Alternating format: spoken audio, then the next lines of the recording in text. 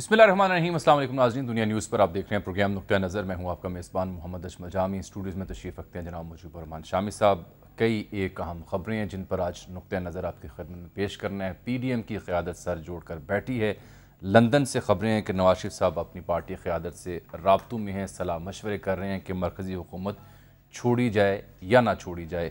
अहम मौजू है। फिर इमरान खान साहब कह रहे थे कि सबसे बात हो सकती है, चोरों से बात नहीं हो सकती। और आज हमने देखा कि हुकूमती वज़रा तवातुर के साथ फ़ॉरेन फंडिंग केस का फ़ैसला जल्द सुनाए जाने का मुतालबा भी कर रहे थे। ये भी एक दिलचस्प पहलू है जिस पर आज तफसील से बात होगी। और फिर सैलाब मुतासरीन की सूरत हाल, ऐसे ऐसे मनाजिर हमें मुल्क भर से मिल रहे हैं कि जिनको देख कर रोंगटे खड़े हो जाएँ, इंसानियत शर्मसार हो जाए। लेकिन किसी को परवाह है या नहीं? NDMA कहाँ है, सरकार कहाँ है? ये सवाल भी उठाएंगे। सरे 10 प्रोग्राम का आगाज़ एक इंतहाई अहम कानूनी और आइनी नुक्ते से हम करने जा रहे हैं। जनाब चीफ जस्टिस के नामजद जजेस के नाम मुस्तरद हो गए हैं। आज जुडिशल कमीशन ऑफ पाकिस्तान का इजलास था। इसमें किसी भी जज के नाम पर इत्तेफाक नहीं हो सका, क्योंकि जब इत्तेफाक नहीं हुआ तो वोटिंग का अमल आया, जिसमें 5 जजेस ने, 5 नुमाइंदगान ने कसरत राय से 5 अरकान ने जी उन्होंने कसरत राय से मुस्तरद किए ये 5 नाम जो कि चीफ जस्टिस ने तजवीज़ किए थे। 5 वोट एक तरफ आ गए और 4 वोट एक तरफ। इसकी सर तफसील ये है ना कि जस्टिस जनाब काजी फायजिसा साहब, जस्टिस सरदार तारिक मसूद साहब, वज़ीर कानून आज़म नज़ीर तारड़, अटॉर्नी जनरल अशरफ उसाफ साहब और जो बार कौंसिल के नुमाइंदे थे अख्तर हुसैन, इन 5 ने पाकिस्तान बार कौंसिल इन्होंने इसकी मुखालफत की है। जबकि जस्टिस सरमद जलाल उस्मानी साहब, इन्होंने 3 के हक़ में वोट दिया और 2 जजेस की हिमायत में वोट डाला। जबकि जो चीफ जस्टिस साहब के नामज़द जजेस हैं उनकी हिमायत में जनाब चीफ जस्टिस का वोट, जस्टिस एजाजुल आसिम साहब और जस्टिस सज्जाद अली शाह का वोट। सज्जाद अली शाह साहब जो हैं ये 3 माह के बाद रिटायर भी होने जा रहे हैं। तो ये इंतहाई दिलचस्प और अहम पहलू है। वजह यह है कि कल ही सरकार ने जुडिशल रिफॉर्म्स का ऐलान भी किया, पार्लिमानी कमेटी बनाने की बात की, और कल ही हमने देखा कि बार काउंसिल्स ने मुतालबा किया कि बेंच या केस फिक्स करना या सो मोटो लेना, इन अहम मामलात पर जो है इख्तियार 5 सीनियर जजेस को दिया जाए। तो सियासी मुबाहिसों के हंगाम ये जुडिशल रिफॉर्म्स की बहस भी चल रही है। और मौजू है ना, मगर ये जो जुडिशल कमीशन है ये जजों की तकर्रियाँ करता है। इसमें ज़ाहिर है कि जजेस के नुमाइंदे भी शामिल होते हैं, सीनियर जज सुप्रीम कोर्ट के भी और फिर हुकूमत के भी और जो पाकिस्तान बार कौंसिल के भी। तो इसमें यानी जज आप चीफ जस्टिस जो थे, जो तकर्रियाँ चाहते थे, जिन लोगों के नाम उन्होंने पेश किए थे, वो मुस्तरद कर दिए गए हैं। ये एक बड़ी अहम डेवलपमेंट है। आम तौर पर चीफ जस्टिस के नाम जो हैं वो कबूल कर लिए जाते हैं, लेकिन उसके लिए शाम साहब ये गालिबन जूनियर जजेस थे। नहीं, वो जूनियर सुप्रीम कोर्ट के मामले में अभी तक ये बात तय नहीं हुई कि यहाँ तकर्री का मयार क्या होगा, क्योंकि ये सुप्रीम कोर्ट के अपने ही एक फैसले के मुताबिक इसे एक नई अपॉइंटमेंट समझा जाता है, इसलिए उसमें सीनियरिटी को मद्देनज़र नहीं रखा जाता। लेकिन ये मुतालबा मुसलसल रहा है बार कौंसल्स का भी, बार एसोसिएशंस का भी और दूसरी सिविल सोसाइटी का भी, कि ये भी इसमें भी सीनियरिटी के उसूल को मद्देनज़र रखा जाए। जी हाँ, जो फैसले हैं अदलिया आज़ादी तहरीक से पहले के, उनको उनके मुताबिक अब कार्रवाई न की जाए। शाम साहब आज इस ये जो मुस्तरद हुए नाम, इनके असरात क्या होंगे बात करते हैं। लेकिन हसनात मलिक साहब को मैंने जहमत दी, सीनियर सहाफ़ी हैं, उनसे ज़रा जान लेते हैं जज साहिबान कौन थे जिनके नाम तजवीज़ किए गए। चीफ जस्टिस साहब जो हैं उनके लिए एक गौर का मुकाम है। इसका मतलब यह है कि उससे पहले इजलास से पहले कंसेंसस पैदा नहीं कर सके। और आपको याद होगा जस्टिस काजी फायजिसा एक ख़त भी लिख चुके थे कि ये गर्मियों की छुट्टियाँ हैं, उस बीच आप इजलास बुला रहे हैं। जस्टिस काजी फायजिसा वो भी इस वक्त बाहर हैं मुल्क से और वो सीनियर तरीन जज हैं, और उसके साथ ही जो हमारे अटॉर्नी जनरल हैं उनका भी ऑपरेशन हुआ है, अशरफ उसाफ साहब। हाँ, अशरफ उसाफ का, वो भी मुल्क से बाहर है। लेकिन बहरहाल वो वीडियो लिंक के ज़रिए शरीक हो गए यानी उस इजलास में, और उनकी राय जो थी वो भी गिन ली गई, शुमार हो गई, और इस तरीके से वो जज जो हैं मुकर्रर नहीं हो सके जो चीफ जस्टिस साहब चाहते थे।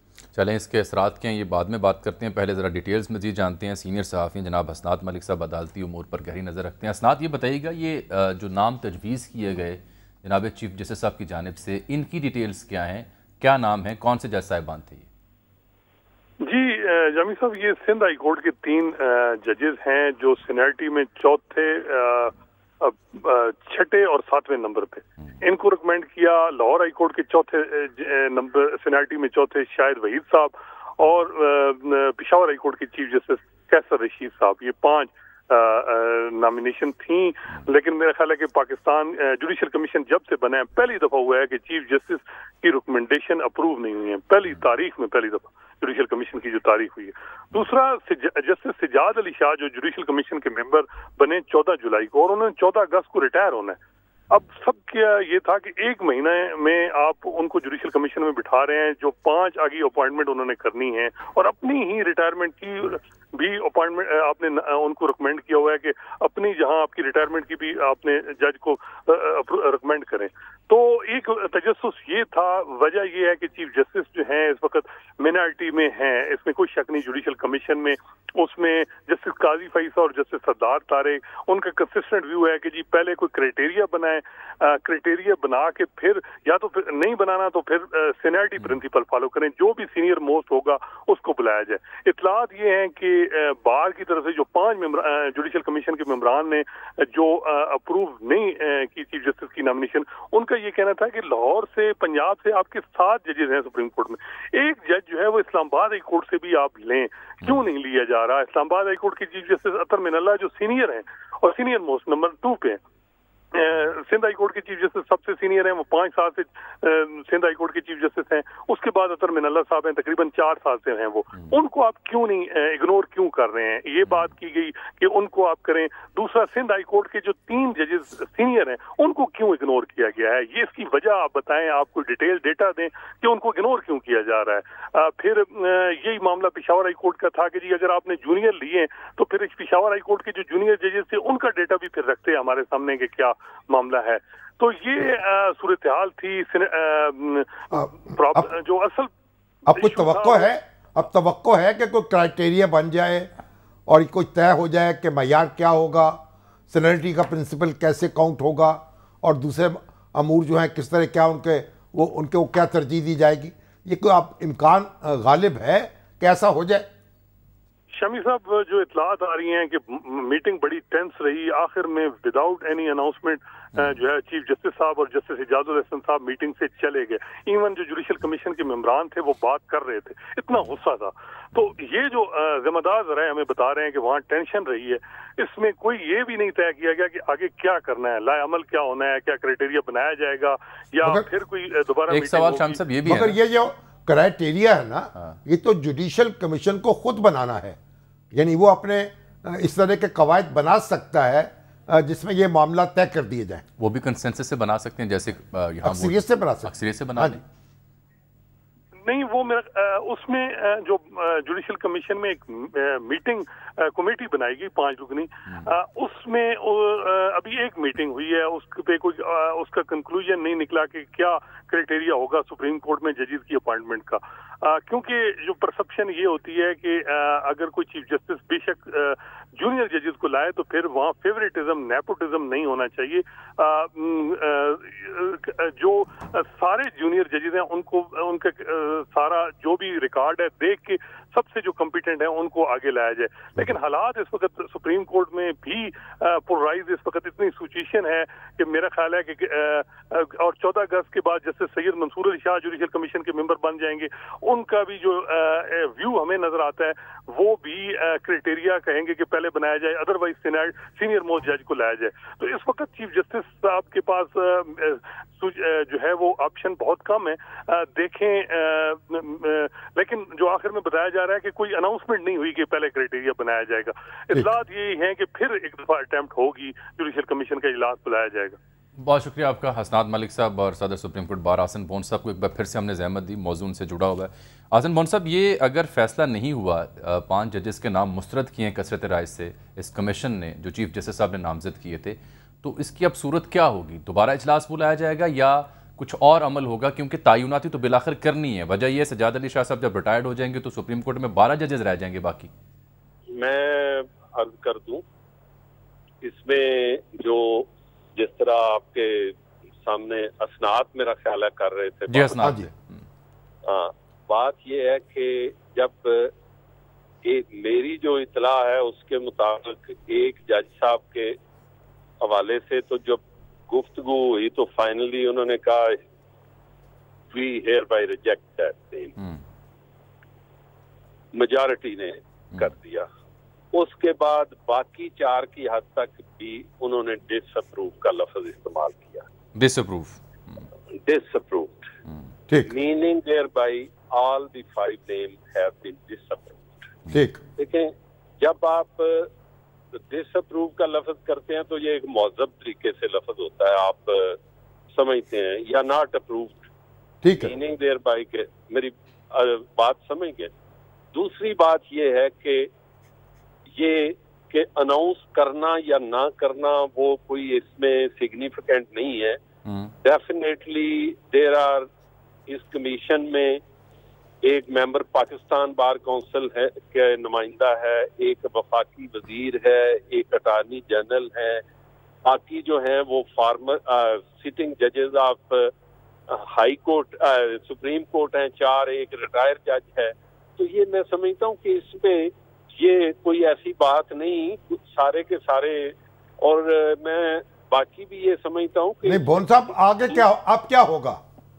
اب میں عرض کرنے لگا ہوں. اب بات یہ ہے کہ وہاں یہ ساری گفتگو ہوئی کہ آپ جب تک کرائٹیریا نہیں، فار ایگزامپل یہ میں سمجھتا ہوں کہ جب یہ باتیں ہوئیں کہ آپ پہلے جو ہمارے لاہور ہائی کورٹ کے چیف جسٹس ہیں یا سینئر پیونی ہیں تو ان کے کریڈینشیل سامنے ہونے چاہیے اور ان کے نام جو ہے وہ پٹ ہونے چاہیے. اگر نام ان کے ریجیکٹ ہوں تو دین یو موو فارورڈ. میری بات سمجھ رہے ہیں؟ ٹھیک. اب یہ یہاں پہ جو اعتراض مجھے نظر آ رہا ہے وہ یہ کہ جی اگر آپ نے سندھ کے لوگوں کو، دوستوں کو، جج صاحبان کے نام کنسیڈر کرنے ہیں تو ان سے پہلے جن کو ریجیکٹ آپ کرنا چاہتے ہیں آپ کی اوپینین میں ان کے نام بھی بورڈ میں آنے چاہیے، کمیشن میں آنے چاہیے. سینیرٹی کے اعتبار سے میجارٹی اپروو کرتی ہے تو ان کو آپ کرائٹیریا پہ وہ نہیں اترتے تو آپ کرائٹیریا پہلے بنائیں. اسی طرح اگر آپ وہاں یہ کرنا چاہتے ہیں تو پشاور والے میں آپ پہلے تینوں کے پھر منگوائیں. اب یہ جو ہے نا سول جو نہیں وہ تو درست ہے. اب جو یہ تو ہو گیا، اب آگے کیا ہوگا؟ مسئلہ یہ نا کہ اب اگر یہاں کنسنسس نہیں ہوا تو یہ تعیناتی کیسی ہوگی؟ پھر دوبارہ اجلاس ہوگا. میرا یہ اس میں خیال ہے کہ یہ نہ تو آنریبل چیف جسٹس صاحب کی کوئی شکست ہے نہ کسی دوسرے کی جیت ہے. یہ کمیشن کی ایک رائے ہے اور کمیشن کی رائے کے اعتبار سے وہ کسی کو ریجیکٹ کر دیتے ہیں، کسی کو ایکسپٹ کر دیتے ہیں اور اس کو پرسنل نہیں لینا چاہیے، بطور ادارہ لینا چاہیے. نہیں آنریبل چیف جسٹس میری گزارش سن لے نا، میں شامی صاحب کی بات کی طرف آ رہا ہوں. اس کو بطور ادارہ لینا چاہیے اور بطور ادارہ پہلے رولز فریم کرنے چاہیے اور کرائٹیریا جو ہے وہ فریم کرنا چاہیے اور اس کے بعد نام پٹ ہونے چاہیے.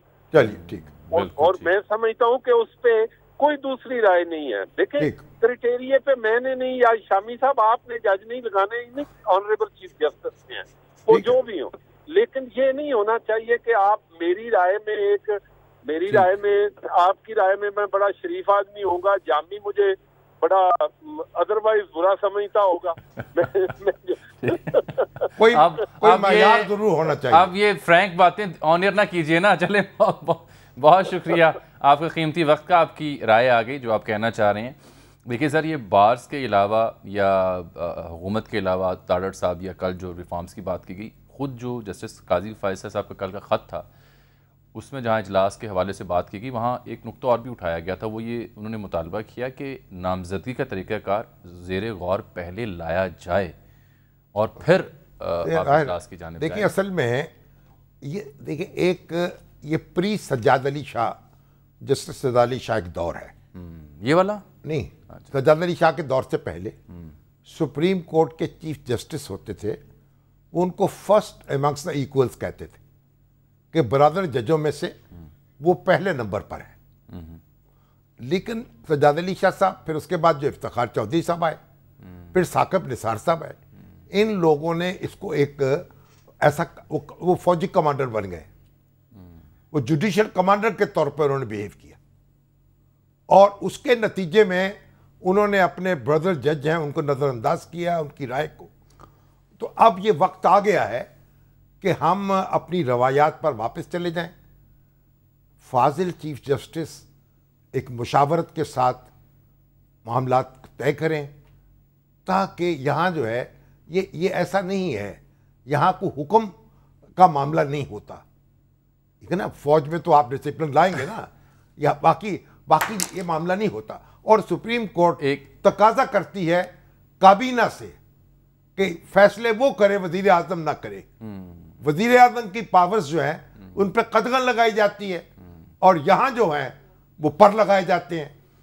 ایک مسئلہ بھی یہ ہو جائے گا نا, اگر یہ اتفاق رائے نہ ہو سکا اگلے اجلاس میں, اتفاق رائے کی ضرورت نہیں ہے, میجورٹی سے فیصلہ کریں. اگر نہ ہو سکا, تعیناتی نہ ہو سکی, تو جسٹس سجاد علی شاہ صاحب تو ریٹائر ہو رہے ہیں, ٹھیک ہے, اس کے بعد یہ 12 جج رہ جائیں گے, ایک مہینے بعد ریٹائر. ہاں جی, 17 ججز ہونے چاہیے, اور پھر وہ قیامت نہیں برپا ہو جائے گی. سر ایک زمانے میں 8 جج ہوتے تھے, پھر 10 ہو گئے, پھر 11 ہو گئے. آپ کو یاد ہوگا جب فل کورٹ بنانے کی استدعا پی ڈی ایم کر رہی تھی تو ایک ریمارکس کچھ یوں بھی تھے کہ باقی کیسز پر حرج پڑتا ہے, درست ان ہے, پہ توجہ نہیں ہم دے سکتے. بھائی بات تو جب ججز 5 کم ہو جائیں گے, وہ مقرر ہوں گے نا بھائی, جلدی کیا ہے, آج نہیں ہوں گے کل ہو جائیں گے, کل نہیں ہوں گے پرسوں ہو جائیں گے, ہونا تو ہے نا. چلیے آپ ذرا سیاست پہ آئیں سر. ہاں, سیاست پہ اب صورتحال یہ ہے, اس کا کیا ہوا, وہ جو ڈالر معاملہ تھا, ڈالر رکھا ہے موضوع ہم نے, اصل تو اہم بات نہیں وہ کرتے ہیں, بالکل کرتے ہیں, پہلے سیاست تو کر لینا, کیونکہ اس کی سیاست تو جان چھوڑی نہیں رہی. شامی صاحب سیاست کی وجہ سے تو ڈالر یہاں پہنچا ہے, یہ جو سیاسی عدم استحکام افغانستان کو جا رہی ہے 2 ارب ڈالر. صاحب سے ہم نے رابطہ کیا, ان سے بات کرتے ہیں. ذرا یہ پہلے سیاسی صورتحال کر لیں ہم, کیونکہ پی ڈی ایم کی قیادت نے سر جوڑے ہوئے ہیں. آج شاہد خاقان عباسی صاحب مخاطب ہوئے ہیں, محترمہ مریم نواز, نواز شریف صاحب, حضرت مولانا, انہوں نے باقاعدہ دعوت دی ہے پی ڈی ایم میں, پیپلز پارٹی این پی کو کہ آپ شامل ہو جائیں. اور اس وقت تو وہ شامل نہیں ہے نا, اس وقت شامل اب پی ڈی ایم کا اجلاس دوبارہ بلانا یہ بڑا معنی خیز ہے. ہاں معنی خیز ہے. اور لندن سے پی ڈی ایم میں پیپلز پارٹی ہے نہیں, اے این پی ہے نہیں, تو اتحادی جماعتوں کا اجلاس ہی بلا لیتے. پی ڈی ایم کا اجلاس کو بلایا, سربراہی اجلاس وہ بھی. تو دوسری طرف لندن سے بڑی دلچسپ خبریں ہیں کہ نواز شریف صاحب نے پارٹی قیادت سے مرکزی حکومت چھوڑنے پر بات چیت شروع کر دی. ایک تو نواز شریف صاحب کی جو خاموشی رہی اسپیچ میں, عملی طور پر ان کا کوئی بیان بھی ایسا نہیں آیا صورتحال پر, وہ بڑی معنی خیز ہے. پھر یہ ایک سے زائد ذرائع ہمیں تصدیق کر رہے تھے کہ وہاں جو لندن بیٹھی قیادت ہے وہ موجودہ صورتحال پر کچھ اور رائے رکھتی, اور جب حکومت لی گئی تب بھی کچھ اور رائے رکھتی تھی. تو اظہر جاوید صاحب بھی ہوں گے, مرزا علی شاہ صاحب بھی ہوں گے, ان سے بات کریں گے. لیکن ذرا پی ڈی ایم کا اجلاس وہاں کیا طے پا رہا ہے, یا ڈالر جو ہے آج 242 روپے 244 اوپن میں بک رہا تھا, اوپن مارکیٹ میں بک رہا تھا. تو دیکھیے کہاں سے کہاں معاملہ چلا گیا ہے. 2 ہچکیوں میں ہو گیا بیمار غم تمام, دل دیکھتے رہے وہ جگر دیکھتے رہے.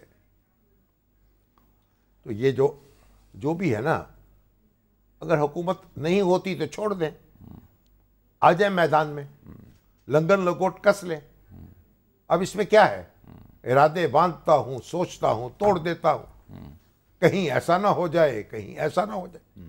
سیاست مخمصوں کا نام نہیں ہے. آئیں میدان میں, پھر کیا مسئلہ ہے, جو ہوگا دیکھی جائے گی. رانا صاحب تو آج فورن فنڈنگ کیس کا فیصلہ سنانے کا مطالبہ بار بار کر رہے تھے. وہ تو بار بار ہر لوگ مطالبہ کر ہر آن. بھائی وہ الیکشن کمیشن کے پاس ہے, اس کی ہیئرنگ مکمل ہو چکی ہے. الیکشن کمیشن ایک کانسٹیٹیوشنل فورم ہے, کانسٹیٹیوشنل ادارہ ہے, وہ اپنا ٹائم لے گا, سوچ سمجھ کے فیصلہ کرے.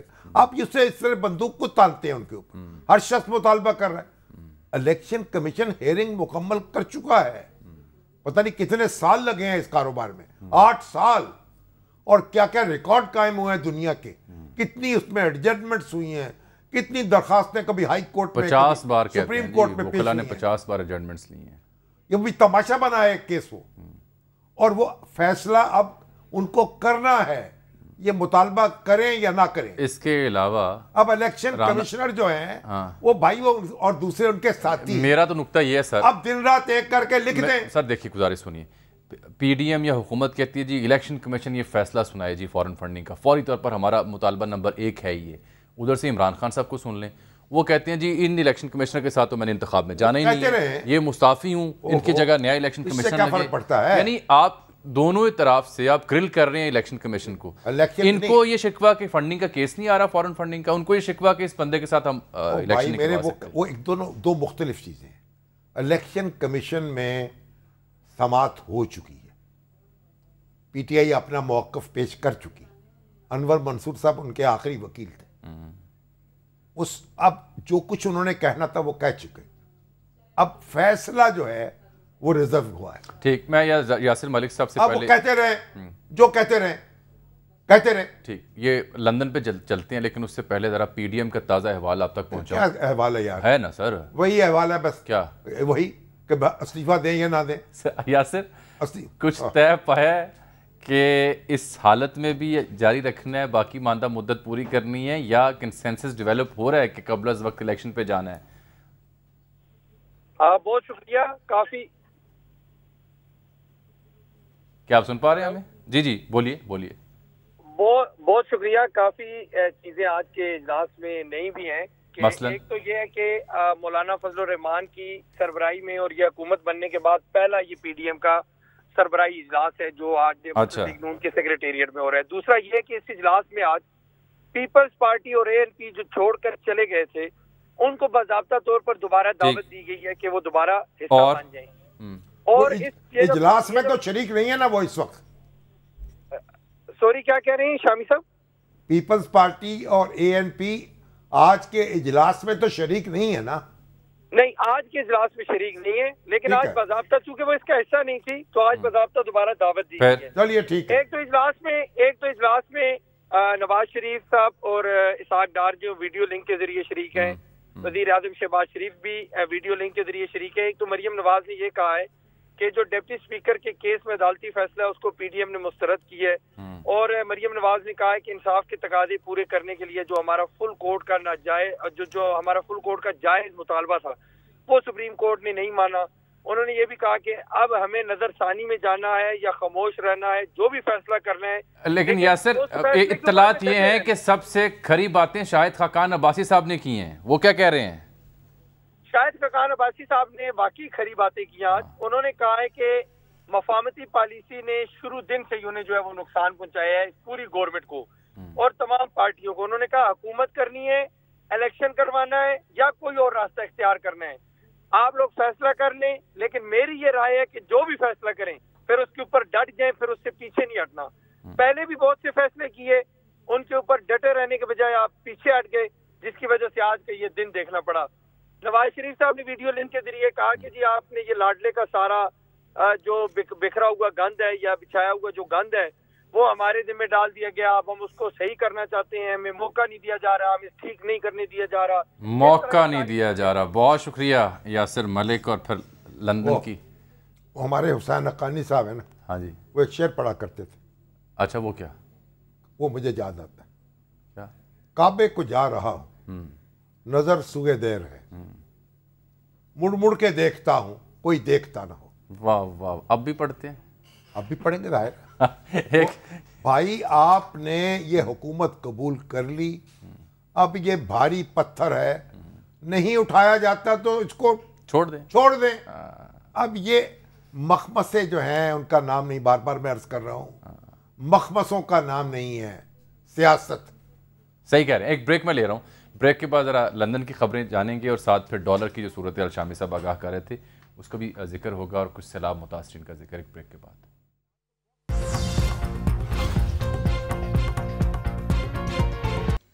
ویلکم بیک ناظرین. بات ہو رہی ہے پی ڈی ایم کی قیادت آج مل بیٹھی تھی اور وہاں بھی رہنماؤں نے غم و غصے کا اظہار کیا, موجودہ صورتحال سیاسی منظرنامے پر اپنی رائے کا اظہار کیا, لیکن یہ طے نہیں ہو پایا کہ حکومت جاری رکھنی ہے یا قبل از وقت انتخابات کی جانب جانا ہے, اور کیا نواز شریف صاحب واپس آ رہے ہیں یا نہیں آ رہے, اسحاق ڈار صاحب واپس آ رہے ہیں یا نہیں آ رہے, یہ بھی طے نہیں ہوا. البتہ لندن سے یہ خبریں ہیں کہ پاکستان مسلم لیگ نون کے ہاں فیصلہ ساز جو قوتیں ہیں, قیادتیں ہیں, ان کے ہاں رائے تقسیم ہے موجودہ صورتحال کو لے کر کے, اور مرکزی حکومت چھوڑنے پر بھی بات چیت ہو رہی ہے. کس ہنگام ہو رہی ہے, کیوں ہو رہی ہے, مرزا علی شاہ صاحب سے بات کریں گے اور پھر اظہر جاوید صاحب سے بات کریں گے.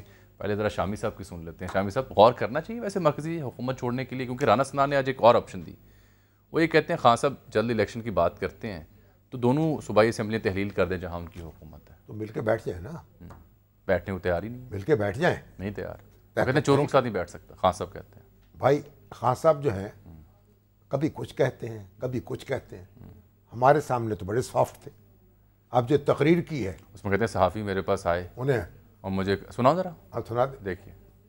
ایک سے ایک بڑا ملک کا ڈاکو بیٹھ گیا ٹیبل پہ اور ایک سے ایک شروع ہو گیا برا, کوئی عدالتوں کو برا بھلا کہنا, تھریٹن کرنا, یعنی دھمکیاں دینا.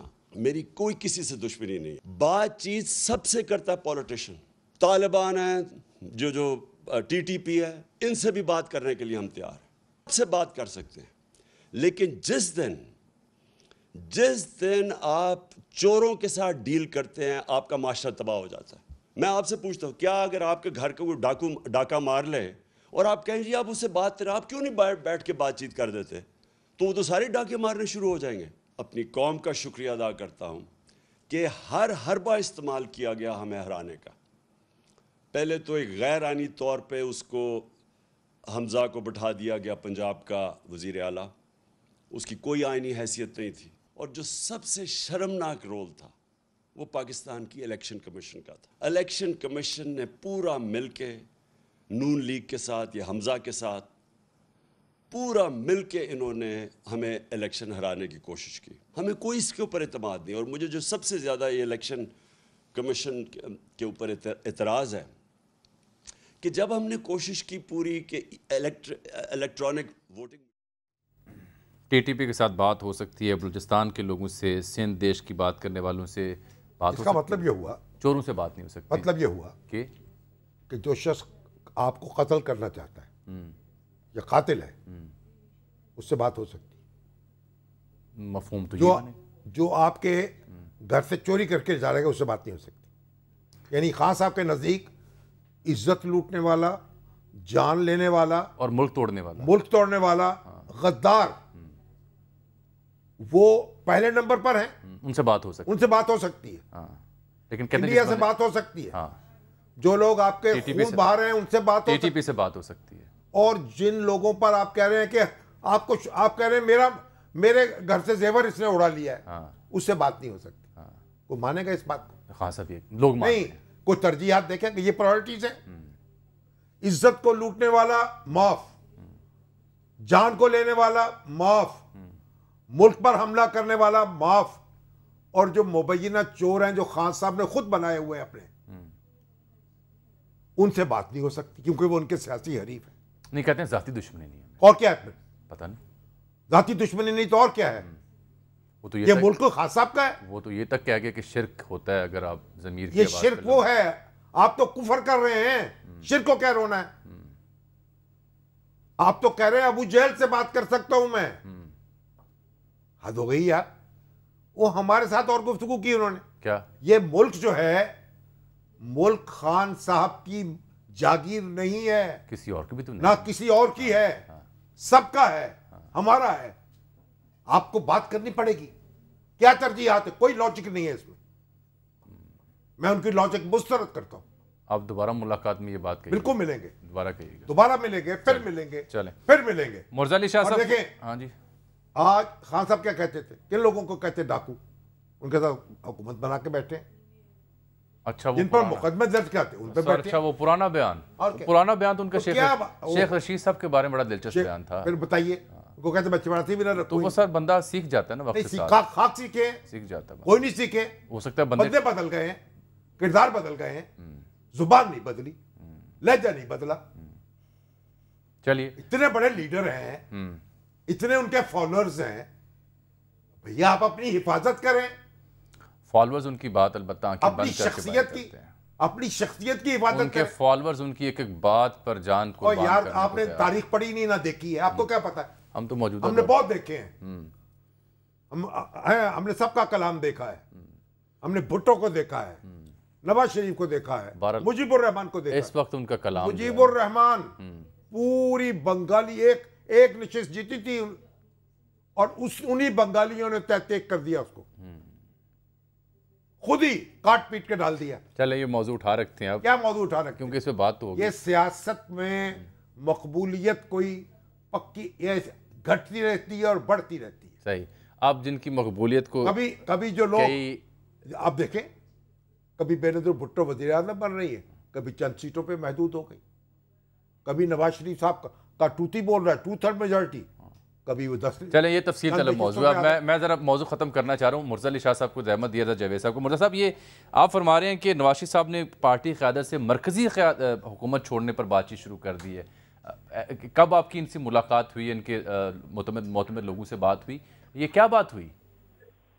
जी जावेद साहब, मैंने जो द न्यूज़ में स्टोरी की है, ये तकरीबन 12 डिफरेंट जो सीनियर जो PML उनके जो पाकिस्तान में और UK में लीडर्स हैं, उनके साथ जो बातचीत करने के बाद जो एक कंक्लूसिव जो आर्गुमेंट सामने आया वो यही था, और ये अपनी मेरी इंफॉर्मेशन भी है कि ये अभी से नहीं, काफी अरसा पहले से। आपको याद होगा जब शहबाज शरीफ साहब और उनके साथ जो कैबिनेट के लोगों ने लंदन विजिट किया था, तो नवाज शरीफ साहब ने जो उस वक्त भी उनसे कहा था कि आप ये बताएं कि जो इकोनॉमी जिस तरीके से चल रही है और जो रुपये के ऊपर प्रेशर और डॉलर है, क्या अगर, तो उन्होंने उस वक्त भी कहा था कि अगर तो आप इसको कंट्रोल कर सकते हैं फिर तो ये वर्थ है गवर्नमेंट में स्टे करना, अगर ऐसा नहीं हो सकता तो फिर फायदा नहीं है कि गवर्नमेंट में भी रहें, इख्तियार भी ना हो और गालियां भी खाएं।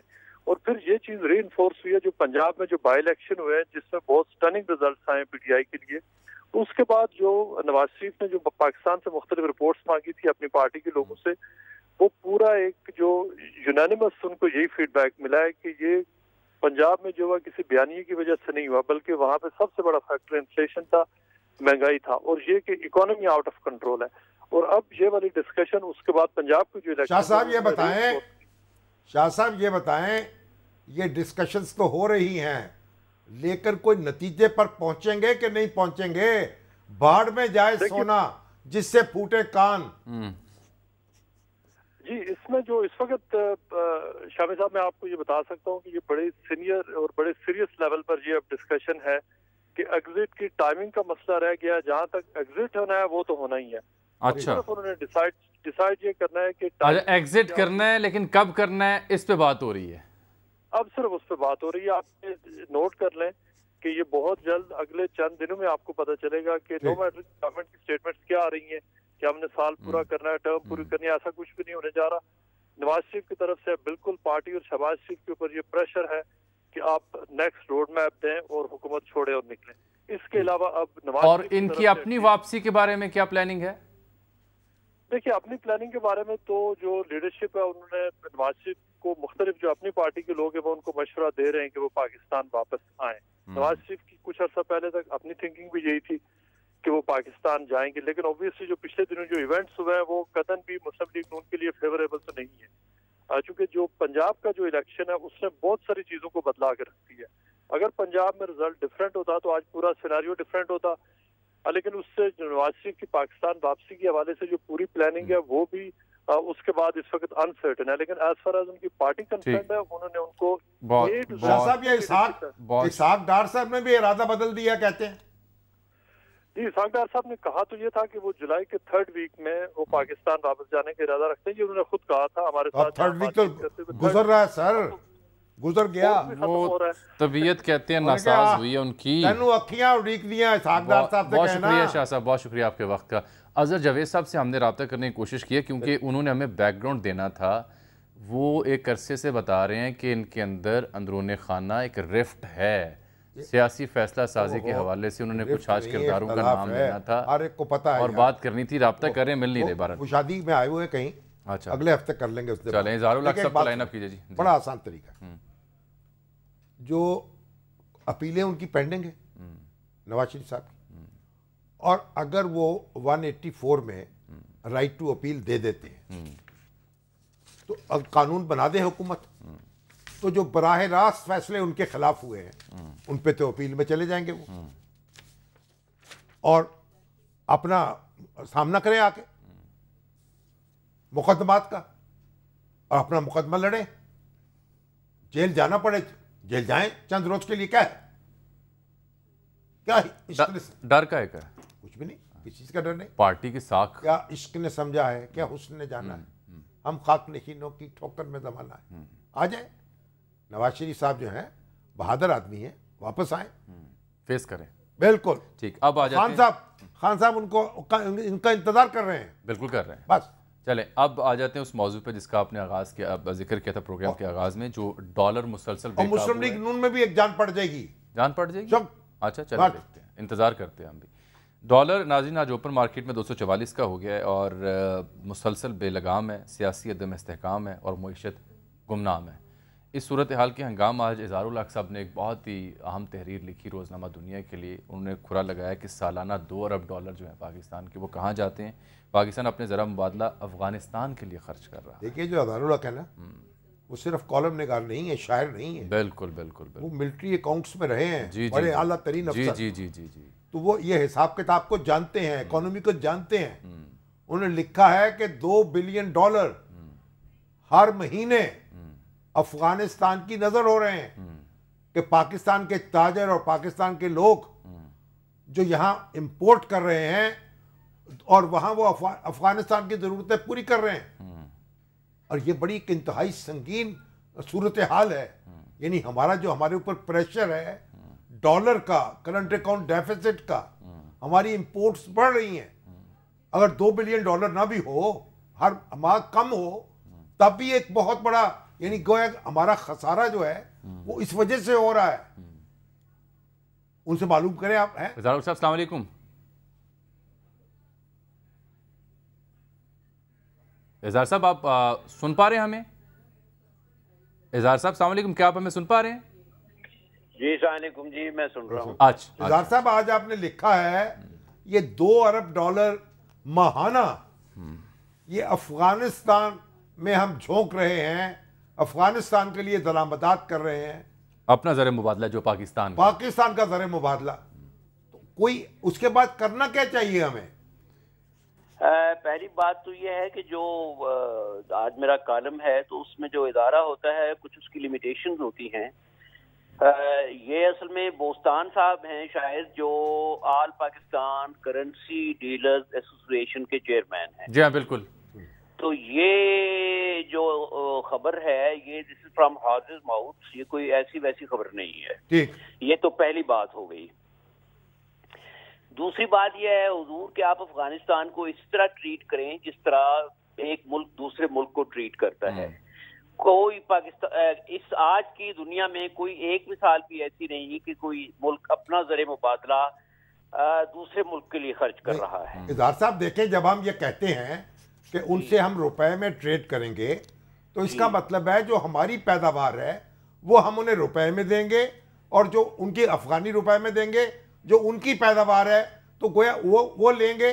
یعنی اس کا مطلب یہ نہیں ہے کہ ہم امپورٹ کر کے چیزیں ان کی خدمت میں پیش کر دیں گے. دیکھیں یہ تو پھر آگے پرائیویٹ سیکٹر ہے نا، آپ پرائیویٹ سیکٹر کو تو کنٹرول نہیں کر سکتے. یہاں جو امپورٹ کر رہا ہے افغانستان کے لیے وہ حکومت کو بتاتا نہیں ہے کہ میں کس کے لیے کر رہا ہوں. اس کا رابطہ ہے پرائیویٹ سیکٹر جو افغانستان میں ہے. اس کا حل یہ ہے کہ آپ یہ پابندی ہٹا دیں افغانستان کو، یہ جو سہولت دی ہوئی ہے یہ ہٹا دیں کہ آپ روپے میں پیمنٹ کریں گے. وہ کیوں روپے میں پیمنٹ کریں، وہ ہمیں ڈالر دیں. تو باقی پرائیویٹ سیکٹر جب امپورٹ کرتا ہے، آپ مجھ سے بہتر جانتے ہیں، تو وہ حکومت کو نہیں بتاتا ہم کیوں امپورٹ کر رہے ہیں. یہ تو کا اپنا. مگر اظہار صاحب یہ کوئی $2 ارب کی چیزیں جو ہیں یہ کوئی جیب میں ڈال کے تو نہیں لے جا سکتے نا آپ. یہ آپ نے باڑ لگا دی ہے، آپ کی فورسز کھڑی ہیں، سرحدوں کی حفاظت ہو رہی ہے، تو یہ کو ہوا سے اڑ کے تو چیزیں وہاں نہیں جا سکتی. آپ بالکل صحیح کہہ رہے ہیں. آپ دیکھیں میں امپورٹ کرتا ہوں باہر سے چائے اور دیگر چیزیں. اب جب میں افغانستان کو بیچ رہا ہوں تو وہ لیگلی جا رہے ہیں اور وہ لیگلی مجھے روپیہ دے رہے ہیں. تو اس کا جو آپ نے پوچھا ہے، آپ کا استفسار جو آپ نے فرمایا ہے، اس کا یہ حل ہے کہ حکومت افغانستان سے روپے نہ قبول کرے. انہیں کہے کہ بھئی آپ ڈالر، آپ اگر کوئی چیز سعودی عرب کو دیتے ہیں، ملائیشیا کو دیتے ہیں، بنگلہ دیش کو دیتے ہیں تو آپ ڈالر میں وہ دیتے ہیں، تو آپ افغانستان کو بھی ڈالر میں دیں. اس میں کیا حرج ہے؟ نہیں وہاں کیونکہ یہ بڑا سادہ نکتہ ہے، کوئلہ لینا چاہتے ہیں افغانستان کو بھی آپ ڈالر میں دیں.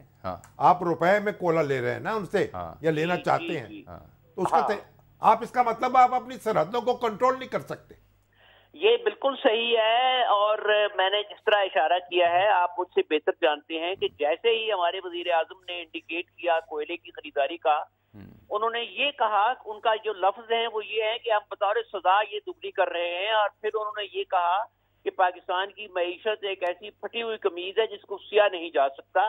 ये बात कहने की कोई जरूरत नहीं थी, लेकिन ये तज़हीक और तजलील के लिए उन्होंने कही। इससे आप उस मोहब्बत का अंदाजा कर सकते हैं जो सरहद पार हमारे भाइयों के दिल में हमारे लिए है। बहुत शुक्रिया जनाब इज़हारुल हक साहब। ये बड़ा अहम नुकता था कि जैसे तो मौजूद है ना, हम ट्रेड करते हैं अफगानिस्तान में, वैसे अनासर मौजूद हैं जो पाकिस्तान के बारे में मनफी राय रखते हैं। लेकिन आप मुझे एक बात बताएं कि आप यानी आप कोई लिफाफे में डाल के ये चीजें भेज दें कि ट्रकों के ट्रक जा रहे हैं भाई, तो क्या सरहदों की क्या हिफाजत हो रही है? कुछ विजुअल्स मैंने आपको दिखाने, हालांकि हमारी ख्वाहिश थी नुमान कबीर साहब से बात हो जाती, लाहौर चैम्बर के सदर हैं, उनसे रब्ते की हम कोशिश कर रहे थे, अभी जब दस्तयाब होंगे बात कर लेते हैं, लेकिन साथ ही फिर वक्त का फ़ायदा उठाते हुए सैलाब की सूरत हाल की ये देखें ना, हमारी सिक्योरिटी फोर्सेस हैं, अफवाज पाकिस्तान है, हमारे FPR है, ये सारे खामोश तमाशाई हैं। हद हो गई यार। लेकिन रोजाना $3 ये बाढ़ किस लिए लगाई है हमने? बस लगी हुई है सर। देखिए ना, एक आप रुपए में ट्रेड करें, लेकिन जो अपनी चीजें भेजे ना वहां, ये मैं तो हैरत में मुब्तला हूं यार। हम कैसे चला रहे हैं अपना मुल्क? ये $2 अरब कह रहे हैं वो, चलो 2 अरब नहीं, 1.5 अरब सही, 1 अरब सही महीने के, ये कोई जेब में डाल के ले जाते हैं चीजें। बिल्कुल ठीक कह रहे हैं सर। एक और सूरत हाल ऐसी, इससे भी ज़्यादा अफसोसनाक, वो है मुल्क भर में जो मानसून बारिशों और सैलाबी सूरत हाल के बाद की जो सूरत हाल है, नाकाबिल बयान है नाज़रीन। ऐसे ऐसे विजुअल्स, ऐसी ऐसी तस्वीर आ रही हैं, नन्ही छोटी बच्चियाँ जो हैं वो पानी में डूबी हुई, उनकी मुर्दा चेहरे और उनकी मुर्दा लाशें दिखाई देती हैं। देखना मुहाल हो जाता है, रोंगटे खड़े हो जाते हैं कि ये कहाँ हम रह रहे हैं। और ये देख लें किस तरीके से ये लोग निकल रहे हैं। ये आप देख रहे हैं कुछ नौजवान, एक बच्ची जो सैलाब में डूब गई, उसकी डेड बॉडी को निकाल कर बाहर ला रहे हैं। ये 350 से ज़ायद अफराद अब तक हलाक हो चुके हैं, 400 से ज़ायद ज़ख्मी हैं। सबसे ज़्यादा अमवात में जो बलूचिस्तान में वाक़या हुई हैं, लसपेला और उसके मुंसलिका इलाक़ों में 111 से ज़ायद अफराद वहाँ जहाँ भाग हुए हैं। सिंध में 90 हैं, पंजाब में 76 हैं, KPK में 69 हैं, गिलगित बल्तिस्तान में 8 हैं, जबकि कश्मीर में भी 6 अफराद के जहाँ भाग होने की इत्तला मिली है। इदरीस साहब NDMA से, उनसे हमारा रब्ता, उनसे हम बात करते हैं। साहब बहुत शुक्रिया, बिलाखिर NDMA से किसी ने जुर्रत की बात करने की। हमने यही पूछना था कि किन इलाकों में सूरत हाल बदतर है, हो क्या रहा है, रिलीफ की सूरत हाल क्या है? जी अस्सलाम वालेकुम। बयान कीजिएगा। आपसे जानना ये चाह रहा हूँ सर कि मुल्क के कौन कौन से इलाके हैं जो आफत ज़दा हैं, जहाँ पर सैलाबी सूरत हाल है, और जो लोग फंसे हुए हैं पानी में, उनको निकालने के लिए NDMA क्या कर रहा है? जी अस्सलाम वालेकुम जामी साहब, शुक्रिया हमें मौका देने का कि हम आपको सूरत हाल के बारे में आपको ब्रीफ कर सकें। आपको मालूम होगा कि हम नेशनल डिजास्टर मैनेजमेंट अथॉरिटी ये फरवरी साल के अवाइल से प्रिपेयर्डनेस और मिटिगेशन प्रिपेयर्डनेस का एक सेशन स्टार्ट करती है, नेशनल लेवल पे कॉन्फ्रेंसेस करती है, जिस पे सर जी उसे छोड़ें। आपका सारा पढ़ा हुआ है मैंने। आपकी तो ट्विटर जो फीड है, जो सोशल मीडिया फीड है, वो अपडेटेड नहीं है। वहां पे कोई अपडेट ही नहीं है लोगों के लिए ताज़ा तरीन। आपके इदारे से हम 2 से 3 रोज से मुसलसल रब्ता करने की कोशिश कर रहे हैं कि साहब आपसे पूछना ये, कौन से इलाके हैं जो आफत ज़दा हैं, कहाँ लोग पानी में फंसे हुए, मुझे सिर्फ इसका जवाब दे दें। जी, इसमें बलूचिस्तान के इलाके हैं, बलूचिस्तान के जलमक्सी, उतल, लसबेला, ये एरियाज हैं जहाँ पे फ्लड्स आए में। सिंध के इलाके में है, कराची में आप पहले गुजर चुका है अर्बन फ्लडिंग। इसी तरह खैबर पख्तूनख्वा के बलाई इलाकों में, और ख़ास तौर जो सदरन एरियाज है, टांग, डेरा इस्माइल खान में पहले सैलाबी सूरत हाल गुजर चुकी है। इस वक्त हमें जो ईस्टर्न रिवर्स हैं, मराला के मकाम पे इंडिया से पानी रेला है और मराला पे फ्लड लाइक सिचुएशन है, मीडियम फ्लड है, लेकिन होपफुली जो मराला की डिजाइन कैपेसिटी है वो 11 लाख क्यूसेक्स है। आपका बहुत शुक्रिया इदरीस साहब, आपका बहुत शुक्रिया। ये मैं सर ऑन रिकॉर्ड बात कर रहा हूँ, NDMA हुकाम से, कई जिम्मेदारान से मेरी और मेरी टीम की पिछले 3 दिनों से गुफ्तगू हो रही है। इस तरह शर्माते हैं जैसे कोई दुल्हन शर्माती है, ऑन एयर वर्जन देने से, मौक़िफ़ देने से ऐसे कतराते हैं जैसे चोरी करने वाले हैं। इनसे पूछ कर हम रिटर्न थक गए हैं कि ये बता दें मुल्क के कौन से इलाके हैं जो आफतज़दा हैं, जो डूबे हुए हैं। और अगर आप फरवरी से प्रिपेयर कर क्या रहे हैं? नहीं, फरवरी से अभी कह रहे हैं, फरवरी से हम तैयारियां कर रहे हैं। अगर आप तैयारियां कर रहे थे तो जो राजनपुर में, दीगर इलाकों में लोग डूबे हुए हैं, उनको क्यों फंसने दिया और निकाला क्यों नहीं अभी तक आपने? वो तो पाक फौज थोड़ी बहुत रिलीफ एक्टिविटीज़ में आगे आती है तो बचत होती है। 12 लेग ब्रेक।